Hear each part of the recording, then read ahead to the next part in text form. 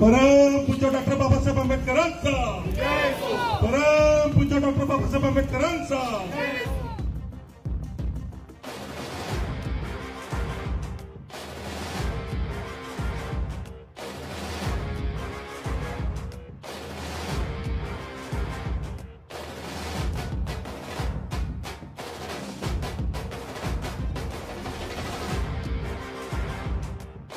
बाबासाहेबांनी जाहीरपणे मनुस्मृतीची होळी केली.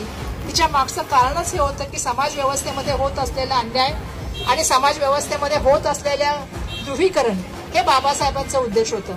आणि म्हणून जेव्हा समाजामध्ये काही गोष्टी ह्या ज्या आहे ज्याच्यामुळे समाजामध्ये ध्रुवीकरण होणार असेल किंवा समाजामध्ये द्वेष पसरवणार असेल किंवा कोण उच्च आणि कोण नीच ठरवणार असेल तर अशा गोष्टीची होळी केली पाहिजे याची सुरुवात बाबासाहेबांनी केली. कारण जीवनभराची कमाई म्हणून त्याच्या घराकडे बघितलं जातं आणि जेव्हा या घरावरती डल्ला मारण्याचा काही लोकांचा डाव असेल त्यावेळेला ज्यावेळी अन्याय होणार असेल त्यावेळेला बाबासाहेबांच्या शरण येऊन आम्ही बाबासाहेबांनी जो मार्ग स्वीकारला तो मार्ग आज आम्ही या ठिकाणी स्वीकारणार आहोत. आणि बाबासाहेबांनी ज्या तऱ्हेने मनुस्मृतीची जाहीर होळी केली त्याच तऱ्हेने आज आम्ही या पात्रतेसंदर्भात सुद्धा जाहीर होळी करणार आहोत की आम्हालाही मान्य नाहीये, आम्ही ही लढाई लढण्याचं काम करणार. माझा प्रश्न असा आहे की खालचं घर अपात्र केलं आणि वरचं घर पात्र केलं. आता खूप लोक मला म्हणतात की काही असं कसं केलं तर मी म्हटलं बरोबर आहे, खालचं घर अपात्र केलं तर तुम्हाला धारावीत घर द्यायचं नाही, वरचं घर पात्र केलं तर तुम्हाला देवणारला घर द्यायचंय. देवणार जसं सांगते तुम्हाला मुलुंड किंवा ते सॉल्ट प्लांट लँड मिठागराची जमीन किंवा तुमचं मड मालवणी. स्वातंत्र्य संग्रामात पण हीच लढाई झाली असेल त्यावेळेला सुद्धा लोकांवरती अशाच तऱ्हे लाठीमार झाला असेल, अशाच तऱ्हे लोकांना दाबवण्याचं काम झालं असेल. पण त्यावेळेला लोक उतरली एकत्रपणे, त्यावेळेची लढाई करण्याचं काम केलं कारण एकच ध्येय होतं, आम्हाला स्वातंत्र्य मिळालं पाहिजे, पारतंत्र्यातून आमची मुक्तता झाली पाहिजे.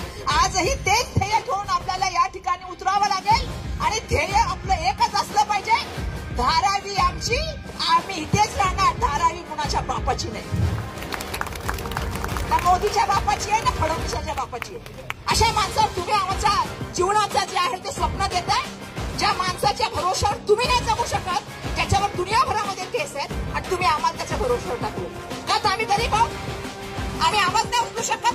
तो श्रीमंत आहे, तो सोशल मीडिया करू शकतो, तो पोलीस यंत्रणा करू शकतो, सरकार करू शकतो. पण लक्षात ठेवा आमच्याकडे जी ताकद आहे त्याच्याकडे नाही, आमच्याकडे जी ताकद आहे त्याच्याकडे नाही. सत्य आहे, मी नेहमी बोलते सत्य परेशान हो सकता है, सत्य पराजित नहीं होता है. सत्याला समोर जावं लागेल. मला भाजपाने सांगावं की मोदींनी पण सांगावं देशाचे पंतप्रधान आहेत, आदर त्यांच्याबद्दल देशाचे पंतप्रधान असतात. संविधानामुळे देशाचे पंतप्रधान झाले, पण संविधानाची जर गळचेपी करत असेल तर त्यांच्या सुद्धा विरोधात आम्ही या ठिकाणी आवाज उठवण्याचं काम करणार.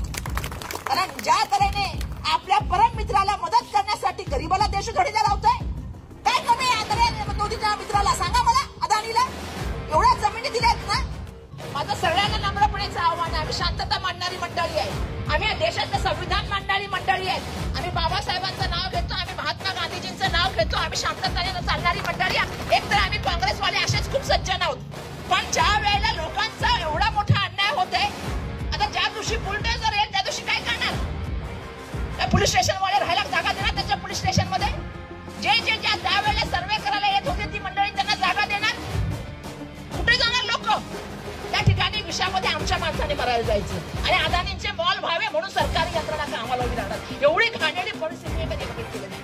कारण अशा तऱ्हेने हळूहळू टप्प्याटप्प्याने एक एक जागा तोडून लोकांना देशोधडीला लावण्याचं काम चाललेलं आहे. तुम्ही ठरवणार नियम, तुम्हीच त्याची पायमल्ली करणार. धारावीची सगळ्यात मोठी ताकद एका श्रीमंत माणसासमोरची ताकद जर काय असेल तर ती एकता आहे. सगळ्यांनी एकतेने राहावा, मी सातत्याने सांगते. बाबासाहेबांनी ज्या तऱ्हेने मनुस्मृतीची जाहीर होळी केली आणि या देशाचं संविधान आणलं, समता, बंधुता, न्याय, स्वातंत्र्य प्रत्येक माणसाला देण्याचं काम केलं. आज या होळीच्या माध्यमातून धारावीतल्या प्रत्येक घराला घर मिळालं पाहिजे ही मागणी आम्ही या ठिकाणी करत आहोत. पण ही लढाई आम्ही लढण्याचं काम करणार. मी वर्षा गायकवाड मरेपर्यंत लढणार. बघू तू पण काय करतो.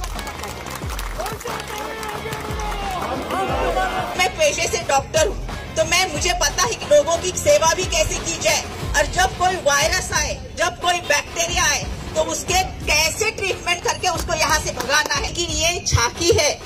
आपण म्हणतो एक भाताचं शीत असतं, आपण पूर्ण भात बघत नाही, शीत बघतो. शितावरून कळतं की काय होणार आहे. तर ही एक लिस्ट आली, ही तुम्हाला दाखवण्यासाठी आहे की ह्या लिस्टमध्ये जसं झालंय तसंच धारावीमध्ये होणार आहे. फक्त 16% लोक पात्र होतील आणि बाकीचे अपात्र होऊन बाहेर जाणार आहे. कारण त्यांनी मास्टर प्लॅन तसं बनवलाय. त्याच्यामध्ये 70,000 लोग, उसमें 70,000 लोगों को उन्होंने यहाँ घर देने का कहा है, बाकी के लोगों का क्या, उसके बारे में कुछ नहीं लिखा है. और मास्टर प्लान बना है, दिया है किसको? सिर्फ सीएम आके वहाँ मास्टर प्लान दिखाना है क्या? हम कोई नहीं है. यहाँ के जो हम लोक प्रतिनिधि है, यहाँ के लोग हैं, उनको कुछ भी नहीं कहा है. सजेशन ऑब्जेक्शन कुछ भी नहीं लिया है. यानी ये सब मैच फिक्सिंग है. मैच फिक्स करके पहले ही रखी है कि इतने लोगों को पात्र करेंगे और बाकी के लोगों को बाहर भेजेंगे. आपने नाम तो सुना है, क्या नाम है? गायकवाड़. झुकेगा नहीं साला, कभी झुकेगा नहीं. और झुकाएगा, अदानी को झुकाएगा, सरकार को झुकाएगा, क्योंकि ये सरकार झुकती है. जब सब एक साथ आते हैं तो ये सरकार झुकती है. इतना ध्यान में रखो. तो सबको एक साथ आना पड़ेगा. और हम सब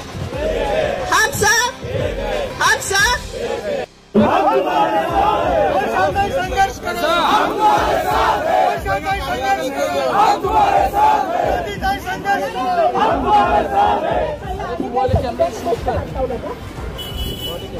आम्ही फक्त पात्राच्या लिस्टला जावं लागलं. तुम्ही एवढ्या पुढे का आला सगळे?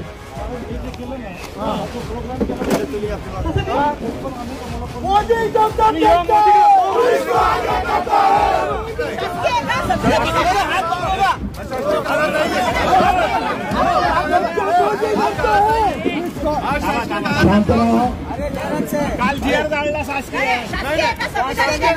संविधानिक आवाज